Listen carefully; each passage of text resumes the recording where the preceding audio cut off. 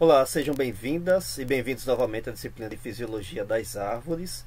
Então vamos concluir esse assunto de respiração e metabolismo de lipídios. Especificamente eu vou falar sobre metabolismo de lipídios, nessa videoaula de hoje. No livro isso está colocado no mesmo capítulo e aí eu resolvi seguir o mesmo esquema de organização do livro, mas eu deixei para falar nas duas primeiras sobre a parte de respiração e agora vamos especificamente para a parte de lipídios. Bom, lipídios de forma geral, nós não damos tanta importância em plantas como nós damos em animal. Normalmente plantas utilizam lipídios como reservas de carbono e também para utilização de energia. No caso de animais, as reservas lipídicas são mais como reservas energéticas. No caso de plantas, não, tem a questão energética e também tem a questão de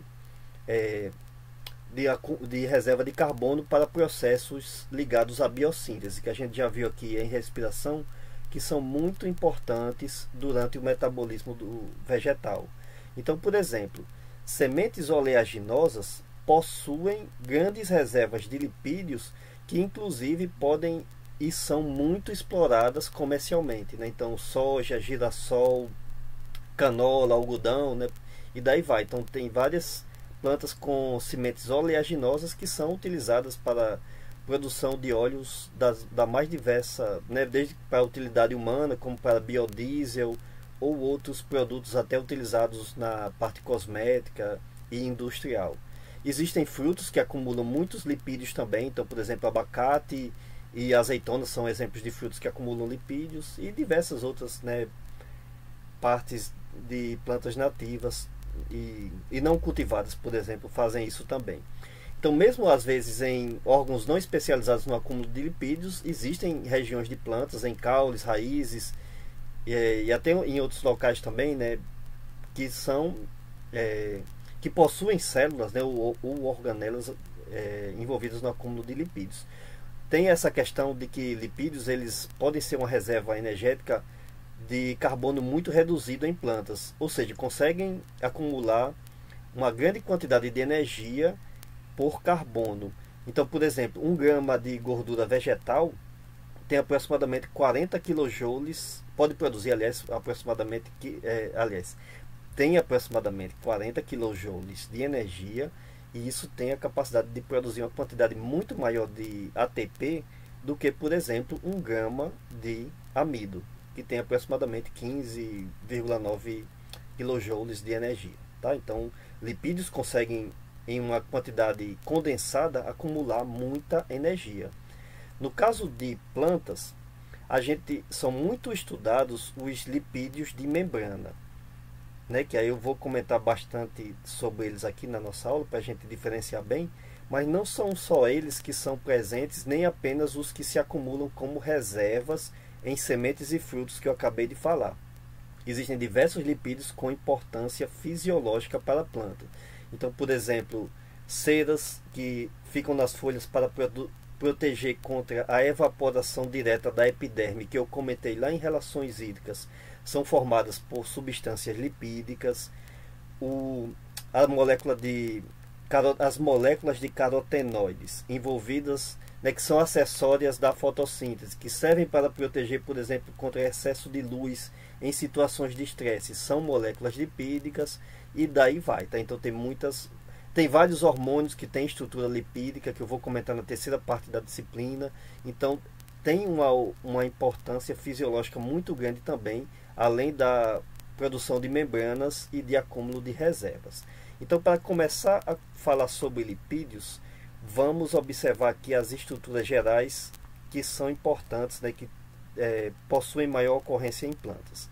As outras mais específicas, de carotenoides, eu já comentei em fotossíntese, e a da parte hormonal eu vou comentar na terceira parte de nossa disciplina. Bom, então, para a gente começar a entender como são formados os lipídios, então aqui eu tenho a molécula de glicerol, que ela não é um lipídio, é uma molécula orgânica contendo carbono e grupos OH. Quando essa molécula vai ligando ácidos graxos nos locais que tem o OH, né, então vai substituindo o hidrogênio aqui por ácidos graxos, que já são gorduras. Então a gente, se ela forma ácidos graxos em todos os locais, aliás, se liga ácidos graxos em cada um desses locais contendo hidrogênio aqui, aí a gente vai ter a molécula de triacilglicerol, que é o principal tipo de lipídio armazenado de reserva de plantas. Então, por exemplo, sementes de oleaginosas acumulam muitos triacilgliceróis. Vocês observem que não tem um tipo específico, eles variam. Então observem aqui a estrutura, tá? Então tem o glicerol ligado a 3 ácidos graxos aqui, em que o início da molécula é sempre desse formato aqui, né? O carbono com dupla ligação ao oxigênio, que depois se liga a uma sequência de carbonos ligados a hidrogênio, então sempre carbonos ligados a 2 hidrogênios, por isso que tem esse N aqui, porque o número vai variar, e no final da molécula tem um CH3, aliás, tá? Então sempre o que vai variar aqui é exatamente essa região interna aqui. Então vai variar o número de CH2, né? Basicamente o número de carbonos ligados a os hidrogênios. No caso de algumas vezes ocorrerem duplas ligações entre carbonos, aí eu vou mostrar como é que isso fica na molécula. Mas basicamente a gente vai ter essa variação aqui no número, por isso que os triacilgliceróis eles não vão ser do mesmo tipo, né? Todas as reservas vão ter triacilgliceróis, mas eles vão variar. E aqui a gente tem os glicerolipídios de membrana, chamados de glicerolipídios polares. Por quê? Porque o triacilglicerol ele não é polar, ele é hidrofóbico, ou seja, não tem afinidade por água, só tem afinidade por moléculas lipídicas. Ok? Então eu comentei isso lá em relações hídricas, né? O que é uma molécula hidrofílica, que tem afinidade com água, e o que é uma molécula hidrofóbica, né? Que tem fobia, entre aspas, à água. Então o triacilglicerol é essa, né? É uma molécula completamente hidrofóbica, ou os triacilgliceróis, né? Melhor dizendo. Os glicerolipídios polares, aí não, eles têm a porção hidrofóbica, mas eles possuem uma região polar, ou seja, que tem interação com água, que está representada aqui por esse X. Então, por exemplo, se o X, né, for apenas um hidrogênio, você vê que o X é exatamente porque essas porções aqui elas podem ser substituídas, tá? Se for apenas um hidrogênio, isso significa que ligado ao glicerol só tem 2 ácidos graxos. Então essa molécula aqui é chamada de diacilglicerol.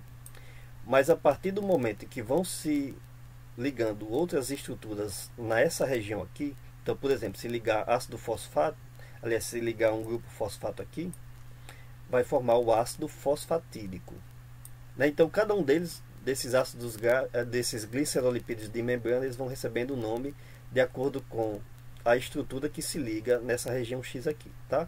As variações são grandes, alguns ocorrem com maior frequência, outros não. Ocorrem variações de acordo com o ambiente, né? Então eu não vou gastar muito tempo nessa terminologia. Qualquer coisa vocês observam no livro-texto, que tem como se utiliza mais ou menos essa classificação, e como... Até porque essa classificação aqui ela é muito ligada do ponto de vista prático, ela não fala muito com relação à estrutura da molécula, mas no livro eles explicam mais ou menos como é que se formou essa nomenclatura. Bom, então aqui eu tenho exemplos, né, de composição de ácidos graxos comuns em tecidos de plantas. Então observem, tá? O ácido graxo, né, mais uma vez lembrando que isso pode confundir no início, é apenas essa região aqui, tá? Então isso daqui é o ácido graxo. E aí quando ele se liga ao glicerol, ele vai formar, né, os triacilgliceróis ou glicerolipídios polares, como eu acabei de comentar. Então esses ácidos graxos, eles podem ter estruturas diferentes. Então, por exemplo, e que recebem terminologias e nomenclaturas diferentes também. Então veja aqui, tá? Ácido láurico, ele possui, né, o CH3 que eu comentei, tem o final do CO2H, né, a parte final ali da molécula. Aliás, O que está mostrado aqui é o contrário do que está representado anteriormente, tá? A parte que vai se ligar ao glicerol é exatamente essa que está terminando aqui na nomenclatura química. E a parte final mesmo, que não está ligada ao glicerol, é essa do CH3 aqui. Ok? Qualquer coisa, vejam aqui, né, como eu representei. Aliás, como o livro de vocês representou. Então, eu falei que a quantidade de C de carbonos na parte interna entre esses dois carbonos aqui é quem vai variar em número. Então, por exemplo, o ácido láurico ele tem 10 carbonos na parte interna, consequentemente ele tem 12 carbonos no total, por isso que tem esse 12 aqui entre aspas. Ele não tem nenhuma ligação dupla, então ele é um ácido graxo saturado. O que é um ácido graxo saturado? É um ácido graxo em que todos os carbonos ou estão ligados a outros carbonos ou a outras moléculas, como por exemplo oxigênio e hidrogênio, mas não tem ligação dupla entre carbonos. Então aqui eu tenho 4 exemplos de ácidos graxos saturados que tem variação no número de carbonos e o restante da estrutura é idêntica. Tá? Então ácido mirístico, palmítico, esteárico, aliás, eles não mudam muito, né? A única alteração entre eles é o número de carbonos. E vocês estão observando que esse número de carbono é sempre par. Mais adiante eu vou explicar por que esse número aqui é sempre par, tá? E consequentemente, quando a gente coloca aqui entre parênteses, vai ter sempre números pares. E aqui só colocando alguns exemplos de ácidos graxos insaturados. Então, ácido oleico, ácido linoleico e ácido linolênico, que são muito comuns em plantas. O que é a diferença entre eles? Né? É porque de vez em quando entre os carbonos vão ter ligações duplas. Tá? Como mostrados aqui, inclusive dá para mostrar o local em que ocorrem essas ligações duplas. Né? Vão ocorrer, às vezes, mais de uma ligação dupla. Então, o número entre parênteses vai representar o número de carbonos. E o que vem depois dos dois pontos é o número de duplas ligações que se formou. E, consequentemente, eles são insaturados, porque poderia, teoricamente, ligar outras moléculas ao carbono. Mas o carbono está formando ligações duplas entre si, então eles estão insaturados, digamos assim. Tá?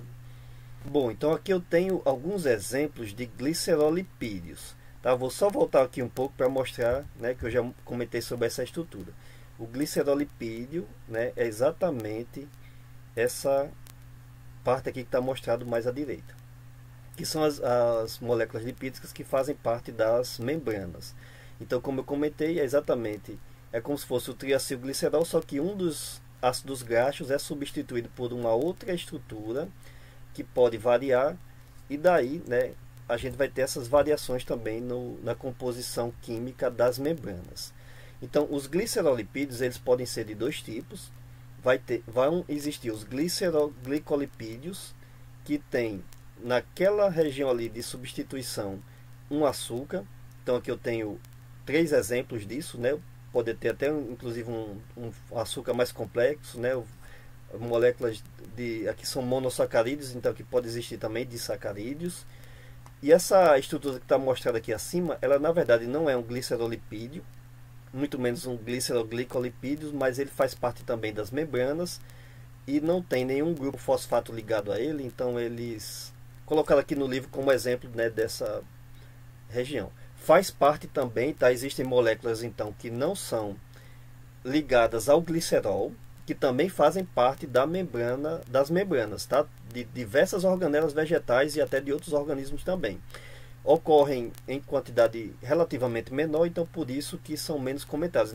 Daí quando a gente vê aquelas estruturas de membranas em livros, elas são muito simplificadas, tá? Porque a variação da composição de lipídios, inclusive dentro dos próprios glicolipídios, ela é muito grande. Aliás, dos glicerolipídios ela é muito grande, tá? Bom, e aqui tem os glicerofosfolipídios, ou seja, que naquela região X, ela é substituída por algum grupo contendo fósforo.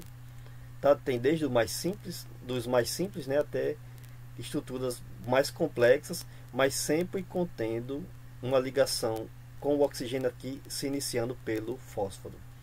E daí, né, vão formando ramificações.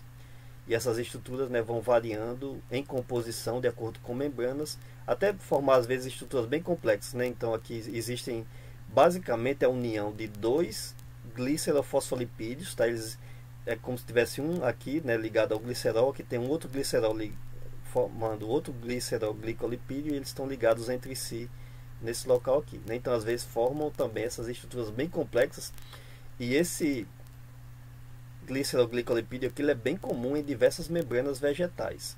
Então aqui eu tenho uma tabela mostrando que a composição química varia dentro de cada organela. Então aqui, por exemplo, a comparação entre cloroplastos, retículo endoplasmático e mitocôndrias. Vejam que ocorrem variações. Se vocês tiverem curiosidade, voltem que tem as estruturas químicas de cada uma desses glicerolipídios de membrana, tá? Anteriormente está mostrado ali naqueles 2 slides que eu mostrei anteriormente. Então, por que existem essas variações, né? Isso ainda é pouco compreendido, tá? Mas com certeza tem alguma ligação com a função metabólica que cada organela executa. A gente já sabe, por exemplo, que o sistema interno de membrana de cloroplastos, ele faz principalmente as reações luminosas da fotossíntese. Então, com certeza, uma composição química específica é interessante para fazer aquelas reações ali de transferência de elétrons. Isso aqui está mostrado em percentagem, tá? Acabei esquecendo de falar, mas veja então como a percentagem deles variam, né, de cada estrutura. O retículo endoplasmático está mais ligado à síntese, a mitocôndria também faz os processos ligados ao transporte de elétrons e outras reações metabólicas que eu comentei, né, na aula anterior. Então, não se compreende 100% ainda, mas se sabe, né, que isso tem alguma importância com relação à função fisiológica. Uma outra coisa também que é interessante é que muitas vezes as ligações duplas entre fosfolipídios acabam variando de acordo com o clima. Então, por exemplo, uma forma de uma planta se adaptar a um clima mais... Aliás, sempre que baixar a temperatura, a planta precisa se adaptar a essa temperatura mais baixa. E aí, consequentemente, uma das partes principais que precisam ser adaptadas são as membranas, tanto a membrana plasmática como as membranas das diversas organelas. Todo mundo já deve ter visto a experiência de que, por exemplo, óleo é líquido em temperatura ambiente, margarina é sólida em temperatura ambiente. Mas margarina também é óleo de origem, também é lipídio de origem vegetal. Por que é sólida? Porque margarina é dessaturada. E esse processo ele é feito artificialmente, né? Por isso que tem uma controvérsia, e provavelmente daquilo ali não faz bem para o nosso consumo, porque é um processo artificial que durante muito tempo se acreditou que fazia menos mal do que os óleos, né? Os que vêm na forma líquida. Por que a margarina é sólida? Porque quando não existem ligações duplas, a estrutura consegue ficar mais bem organizada e, consequentemente, ela é mais coesa. E aí, em temperatura ambiente, ela consegue manter a forma sólida. Já os óleos, eles têm duplas ligações. Vai ficar melhor visualizado aqui, tá? Então, uma molécula que não tem dupla ligação como essa daqui, ela vai conseguir interagir melhor com outras moléculas, e aí elas vão conseguir ter uma atração química maior, então consequentemente tendem a formar estruturas mais sólidas. Quando existem ligações duplas, aí vai ser mais difícil de uma molécula interagir com outra. Vai ter uma ligação menos forte do ponto de vista químico, por isso que elas tendem, né, a manter-se na fase líquida. Então por isso que tem essa diferença, tá, entre óleos e margarinas. Então, voltando aqui para a parte de plantas, quando a temperatura vai baixando, a planta tem que dar um jeito de manter as suas membranas mais líquidas. E uma adaptação a isso é formar ligações duplas, tá? Dessaturar os lipídios de membrana. Quando a temperatura vai subindo, a planta tem que dar um jeito de manter a membrana mais coesa, porque senão ela vai ficar altamente fluida e vai deixar escapar, né? Vai deixar de exercer a sua função, vai poder inclusive perder solutos e até outras estruturas mais importantes. E daí então ela retira ligações duplas, então consequentemente mantém a membrana um pouco mais sólida. Isso é muito importante, por exemplo, para adaptação ou até aclimatação de plantas. Então, por exemplo, por que plantas adaptadas a clima frio sofrem quando acontece uma geada? Porque a geada é uma redução de temperatura muito rápida. Se a redução de temperatura fosse ocorrendo ao longo de semanas ou ao longo de meses, a planta não sofreria tanto. Mas uma redução intensa significa que não deu tempo de ocorrer alteração na estrutura das membranas e daí, consequentemente, vai romper membranas, vão ocorrer diversos danos nas organelas e inclusive nas células inteiras. Por isso que a gente vê normalmente folhas necrosadas, né? Por quê? Porque ocorreu danos celulares muito intensos naquelas ocasiões ali, tá? Bom, então como é que ocorre a formação dos corpos lipídicos, que são exatamente as estruturas que vão acumulando não apenas os triacilgliceróis, como está mostrado aqui nesse esquema, mas os diversos ácidos graxos sintetizados em plantas. O processo, como está mostrado aqui, ele vai acontecendo no retículo endoplasmático. O processo de síntese, daqui a pouco eu vou mostrar aqui em plantas, inicia-se em plastídeos, mas o acúmulo desses triacilgliceróis, principalmente no caso de reservas, ele vai ocorrer no retículo endoplasmático. Tá? Então vai sair do plastídeo, vai chegar até o sistema de membranas do retículo endoplasmático e vão se acumulando naquela região interna. E a partir do momento em que esses ácidos graxos vão se acumulando, eles vão formando essas estruturas aqui, que são vesículas, né, que com o tempo vão se separar da membrana do retículo endoplasmático. Então, tem representado aqui algumas proteínas, né, mostrando que para manter a estrutura do corpo lipídico, que ele é esférico normalmente, por quê? Porque ele não vai interagir com as outras partes da célula que vão estar em local aquoso, né? Então ele vai ser simplesmente um corpo lipídico ali separado, com algumas proteínas para formar a estrutura dele, e na parte interior os ácidos graxos. Não mostrado aqui no exemplo, né, os triacilgliceróis, mas podem existir de outros tipos também. E ele possui apenas uma camada lipídica, que alguns livros chamam de uma meia bicamada, né? Mas eu acho meio estranho chamar meia bicamada. Eu prefiro chamar apenas de uma camada. Então vocês observam, né, que a membrana vão se separando. A bicamada lipídica, ela vai se separando, vai acumulando lipídios, né? Essa bicamada lipídica todo mundo já compreendeu, né? A gente já discutiu aqui na disciplina. Você já observaram com certeza em outras disciplinas também do curso. E aí, quando ele se separa, apenas a parte interna que tem interação lipídica fica voltada para os lipídios. Por quê? Porque já são moléculas que interagem naturalmente, né? Moléculas hidrofóbicas interagem muito bem entre si. E a parte externa, que é polar, que é hidrofílica, ela vai interagir com o meio aquoso. Tá? Então a separação aqui permite exatamente, ela é estável exatamente porque tem essa separação, né, aqui de uma parte da membrana. E daí, né, fica o corpo lipídico, que daqui a pouco eu vou mostrar como ele pode depois ser utilizado para a utilização, aliás, de reservas. Então, por exemplo, sementes oleaginosas ou frutos que têm acúmulo de muitos lipídios, ou algumas regiões de plantas que precisam acumular reservas na forma de lipídios, elas vão acumulando os lipídios exatamente nessas estruturas aqui, né? Bom, então como é que ocorre o processo de biossíntese de lipídios, tá, em plantas? Que até é muito parecido com animais também.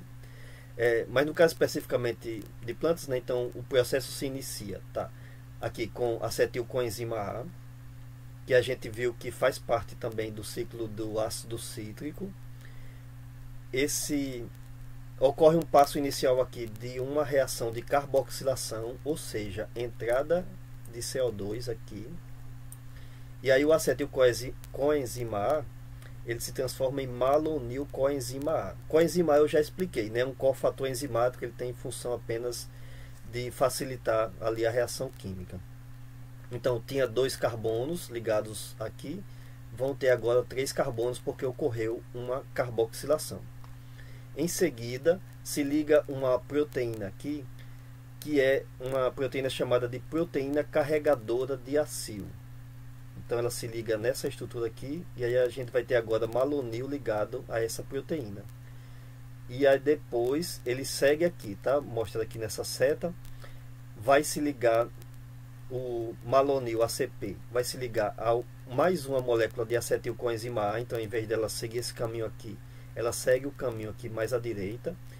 E essa ligação ela é formada por uma enzima chamada de enzima condensadora, que aqui seria o primeiro passo mesmo no processo de biossíntese de ácidos graxos em plantas. Então, a partir do momento em que se liga aqui, ocorre uma descarboxilação.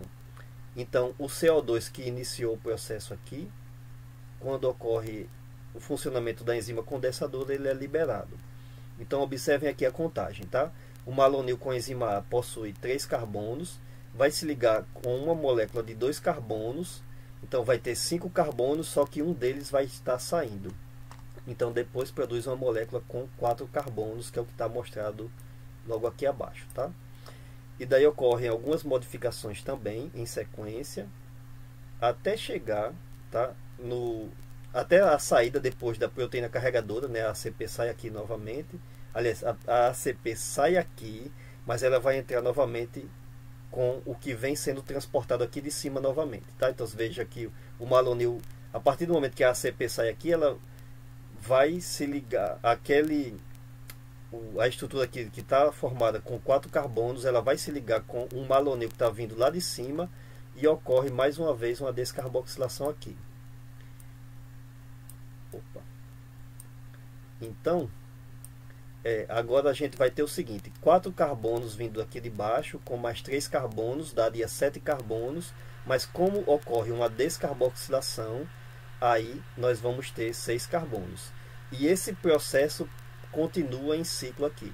Então cada vez vão sendo adicionados 2 carbonos. Por que 2? Porque chega a 3, mas sempre vai ocorrer uma descarboxilação.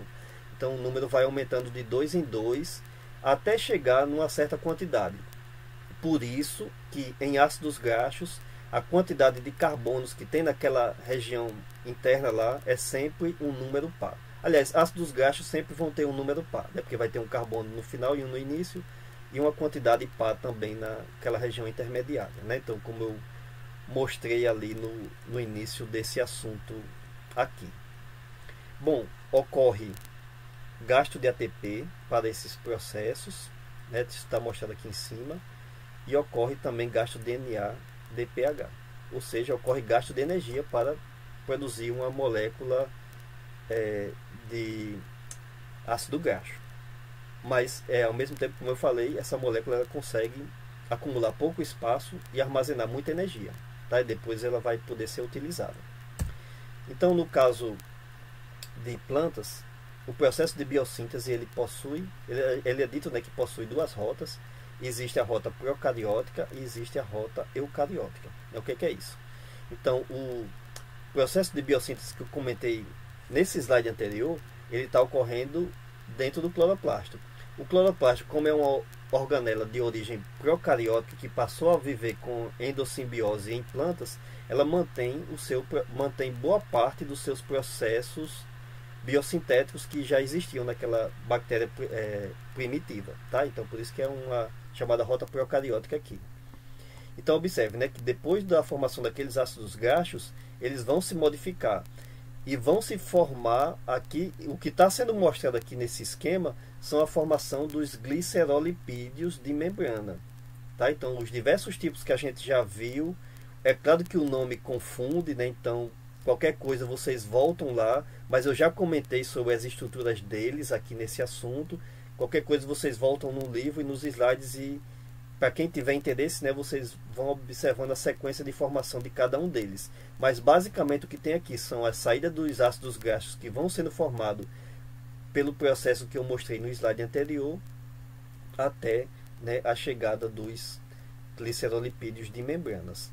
Se forem para triacilgliceróis. Aí esse processo segue via até o retículo endoplasmático, né, como está acontecendo aqui, mas aí eles vão se acumular em corpos proteicos para depois poderem ser utilizadas como reservas em plantas, como por exemplo o que está sendo mostrado aqui nesse esquema, tá? Isso aqui é um exemplo de germinação de semente oleaginosa, ou seja, uma semente que acumula lipídios como reservas. Então vou mostrar aqui toda a sequência, mas de forma geral é isso que acontece em plantas, em qualquer órgão que acumulem lipídios como reservas.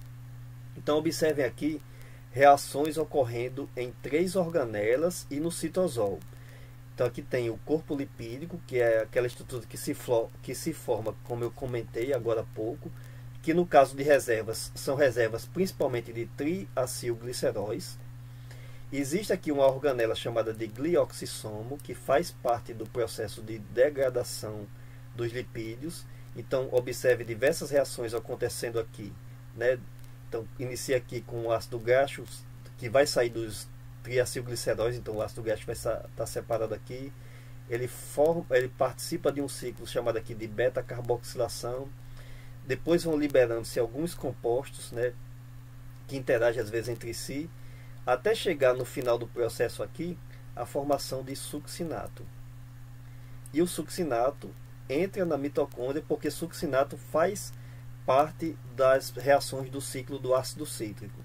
Tá? Qualquer coisa vocês voltam também nos slides e observam, né? Eu não tenho muito interesse de aprofundar a parte bioquímica aqui, né? Mas essa molécula aqui ela pode ser utilizada pelas mitocôndrias porque as mitocôndrias têm as enzimas que modificam ela, né? Basicamente, porque essa sequência aqui de succinato, fumarato e malato é uma sequência que ocorre naturalmente durante o ciclo do ácido cítrico, tá? E daí, né, e ocorre exatamente na mitocôndria porque ela tem, né, a estrutura para esse processo. E daí no final, então o malato ele vai sair da mitocôndria para o citosol, aliás, onde ele vai ser convertido até chegar em sacarose. De malato até sacarose é exatamente o processo inverso da glicólise. Tá? Qualquer coisa, voltem lá também nos slides da glicólise. Inclusive, nem todas as reações estão mostradas aqui porque é exatamente o inverso da glicólise. Esse processo aqui ele é chamado de gliconeogênese porque é como exatamente a formação, não de glicose, né? É chamado de gliconeogênese, mas no caso de plantas, o importante é formar sacarose. Por quê? E aí não precisa nem falar, né? Porque sacarose é o principal açúcar transportado por plantas. A gente viu isso lá em transporte dentro do floema, né? Então, se uma semente vai germinar, o que é que ela precisa fazer? Precisa converter a reserva lipídica que ela acumulou, que possui uma quantidade muito grande de energia, mas não consegue ser transportada, tá? Não tem como a planta transportar lipídios, não tem como transportar ácidos graxos através do floema. E aí ela precisa mandar essas reservas para onde? Para o embrião que vai germinar, que durante uma fase do seu ciclo de vida vai ser heterotrófico, ou seja, vai depender de reservas, ele não vai conseguir ainda sintetizar suas próprias reservas. Então esse processo de degradação começa aqui nas sementes, vai produzir a sacarose é enviada via floema para as regiões de crescimento do embrião até ele germinar.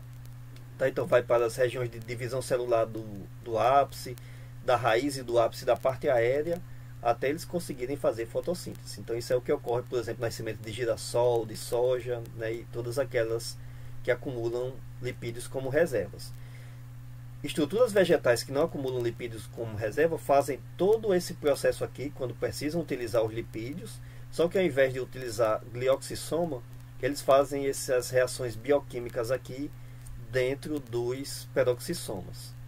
Tá? Então é apenas essa alteração porque o glioxissoma é uma organela mais especializada na decomposição de lipídios, mas os peroxissomos também possuem esses conjuntos de enzimas para utilizarem, né, para fazerem esse processo aqui de degradação. Então é isso que ocorre, né? Então quando a gente observa, por exemplo, uma semente oleaginosa, o corpo lipídico ele sempre vai estar próximo aos glioxissomos, está mostrado aqui abaixo, e sempre vai estar próximo também às mitocôndrias, porque todo o processo de degradação que inicia no glioxissomo, que passa pelo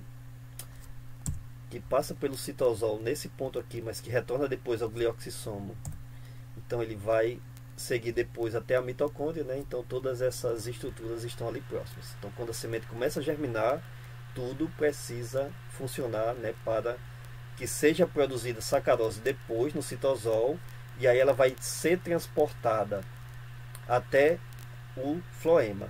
E o transporte a gente já estudou aqui na nossa disciplina, né? Vai ser exatamente aquele processo de carregamento que a gente já viu lá, até chegar nos elementos traqueais do floema e ser enviado para as partes da planta. E daí, né, a semente consegue germinar. Bom, então aqui a gente encerra esse assunto de respiração e metabolismo de lipídios. Na sequência, para encerrar essa parte da disciplina, eu vou falar sobre assimilação de elementos minerais. Muito obrigado pela atenção e até a próxima.